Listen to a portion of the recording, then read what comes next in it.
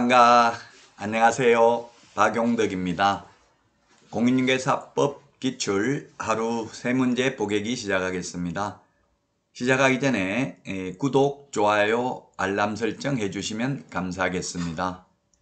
자, 그러면 문제 풀도록 하겠습니다. 20회 38번 문제입니다. 개업공개사가 다음과 같이 주택의 임대차 중개를 하였을 경우 임차인으로부터 받을 수 있는 중개보수의 최고 한도액은 이렇게 했네요. 임차인으로부터, 원래 중개보수는 쌍방으로부터 받죠. 쌍방으로부터. 그러나 여기서는 임차인으로부터, 일방으로부터 받을 수 있는 최고 한도액이 얼마인지를 묻고 있습니다. 자, 보증금, 계약기간은 볼 필요 없죠. 보증금이 1,500만원이고 월차임이 30만원입니다. 그러면 보증금 더하기 월세 곱하기 100을 하지요. 이렇게 보증금 더하기 월세 곱하기 100을 한 금액이 5천만원 이상이면 거기에다가 그대로 곱하기 요율을 하면 됩니다. 그러나 만약 1,500만원 더하기 월세 30만원 곱하기 100을 한 금액이 5천만원 미만이면 5천만원 미만이잖아요. 지금 월세 30만원 곱하기 100을 하면 3천만원이고 1,500 더하면 4,500만원 밖에 안 되죠. 5천만원 미만이니까 곱하기 70을 합니다. 그러면 3, 7은 21, 2,100만원 2,100만원 더하기 보증금 1,500만원 하면은 3,600만원이네요. 그 3,600만원이면 5천만원 미만에 들어가네요. 5천만원 미만인 경우 요율이 0.5%고 한도액 20만원이라고 했으니까 3,600 곱하기 0.5를 하면은 얼마입니까? 3,600, 355, 그 다음에 58, 355, 58, 40, 3,600, 6, 5, 6, 30. 그러면은 18만원이죠. 18만원. 18만원이 정답이 되겠습니다. 일방으로부터 받을 수 있는 한도는 3,600만원 곱하기 0.5 하면 되겠습니다.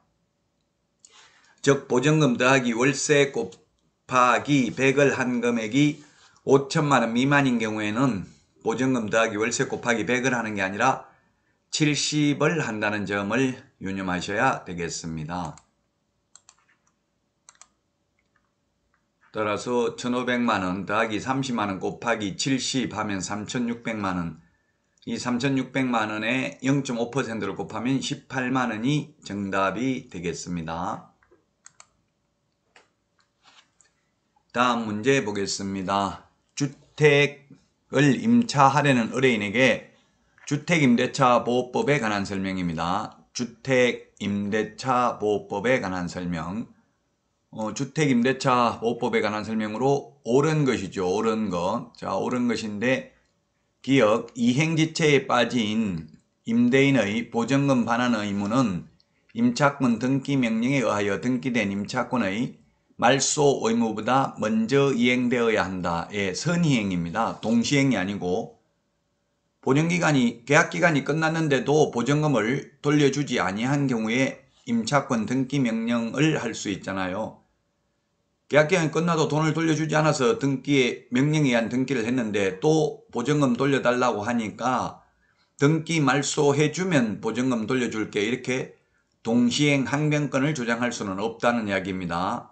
돈부터 돌려주고 등기를 말소해달라고 해야 된다는 게 판례의 태도입니다.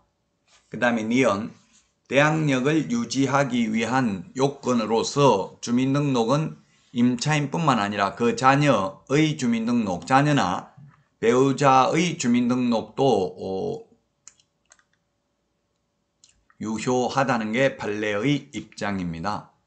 그 다음에 디귿, 계약기간을 1년으로 정한 경우 임대인이 2년을 주장하더라도 임차인은 1년으로 항변할 수 있다. 최단기 존속기간 2년인데 이 최단기 존속기간 2년은 편면적 강행 규정입니다. 편면적 강행 규정이기 때문에 임차인은 1년의 유효함을 주장할 수 있고 임대인은 1년의 유효함을 주장할 수 없습니다. 맞습니다. 이것도. 리얼, 임차인은 선순위 저당권자에 의하여 경매가 이루어진 경우 보증금을 모두 변제받을 때까지 임차권의 존속을 주장할 수 있다라고 했는데 이게 틀렸네요. 존속을 주장할 수 없습니다. 즉 말소됩니다. 저당권, 건저당, 담보가등기, 압류, 가압류 이거 중에서 가장 앞서 있는 권리를 말소 기준권리라고 하죠. 말소 기준권리보다 앞서 있는 임차권, 그 다음에 전세권 이런 거 최선순위면 인수되고 말소 기준권리보다 뒤에 있으면 말소됩니다. 따라서 리얼은 지금 선순위 저당권자잖아요. 경매에서는 아무리 대항력을 갖추더라도 주민등록 재임신고하고 이사를 하더라도 선순위 담보물권자에게는 대항할 수 없습니다. 임차권은 선순위 담보물권자에게는 대항할 수 없다. 선순위 저당권자가 경매를 실행하면 방 빼야 된다는 뜻입니다.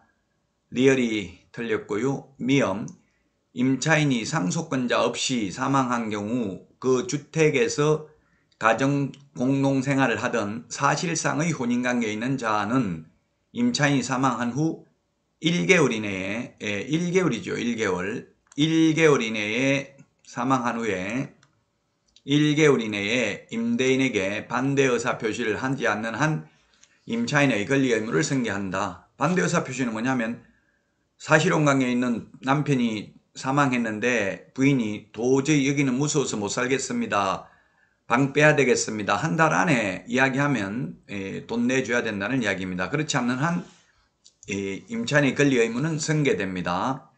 즉 2년간 임대차 계약을 체결해 놓고 사실혼 관계에 있는 배우자가 1년 만에 사망해도 남은 1년을 더 살 수가 있습니다. 사실혼이 보호되는 것은 오직 우리 시험 범위에 들어가는 것은 주택임대차보호법밖에 없습니다. 민법이나 부동산 실권리자 명의등기에 관한 법률에서는 사실혼 관계에 있는 배우자는 보호되지 않습니다. 우리 시험에 나오는 것은 주택임대차보호법이고요.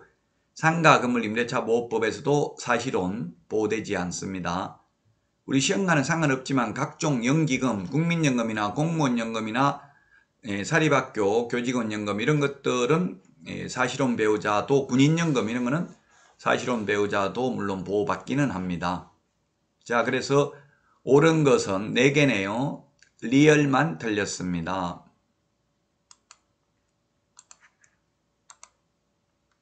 4번이 정답입니다. 즉 말소 기준권리보다 선순위, 임차권, 전세권 이런 것들은 지상권, 지역권 이런 것들은 최선순위면 인수되고 말소 기준권리보다 후순위면 말소됩니다.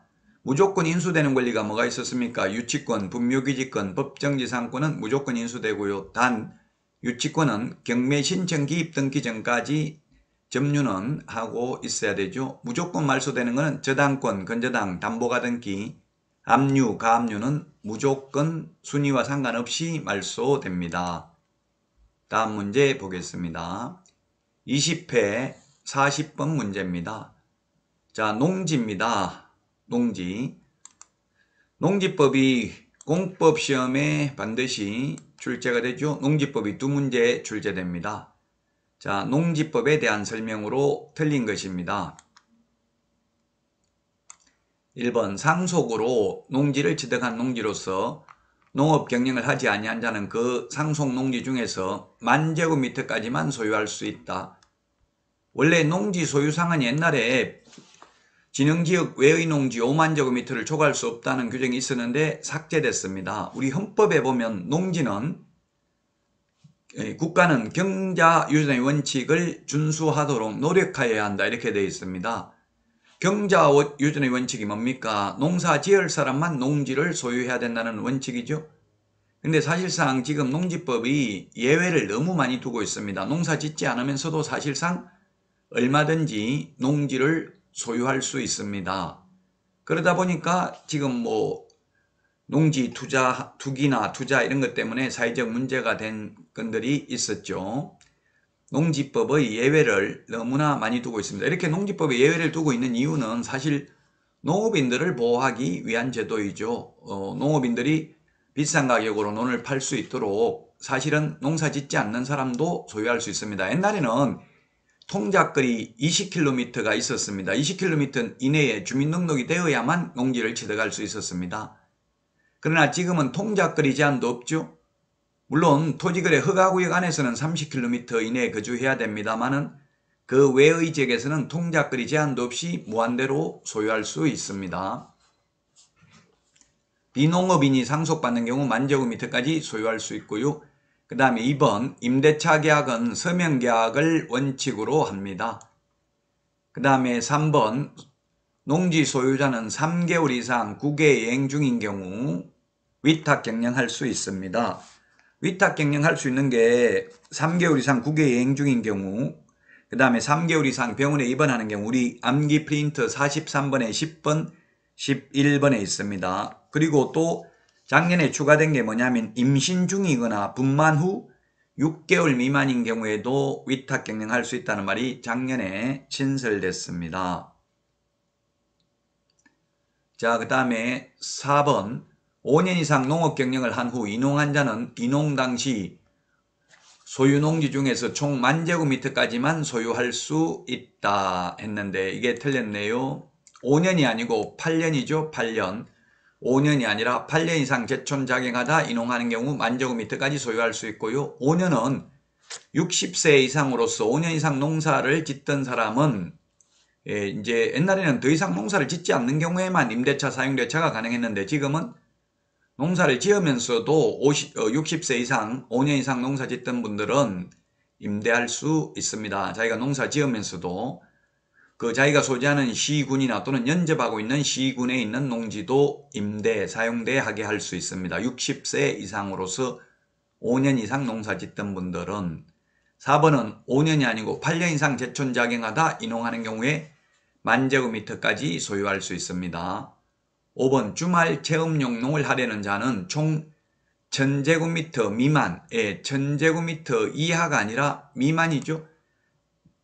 1,000제곱미터 미만입니다. 이 경우 세대원 전부 합산한 면적, 총 면적을 기준으로 합니다.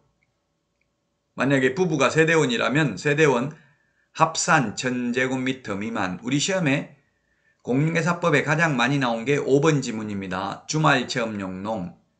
이 주말 체험을 적극 장려했는데 지금 토지 투기 이런 게 문제가 되면서 이제 2022년부터는 주말 체험용 농 토지도 비사업용 토지로 보고 양도소득세도 20% 중과세 합니다. 자, 답은 4번이 되겠네요.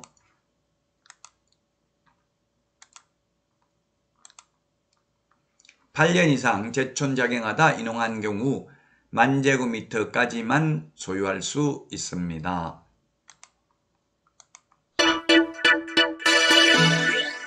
여러분 도움되셨나요? 도움되셨다면 구독, 좋아요, 알람 설정 부탁드리겠습니다.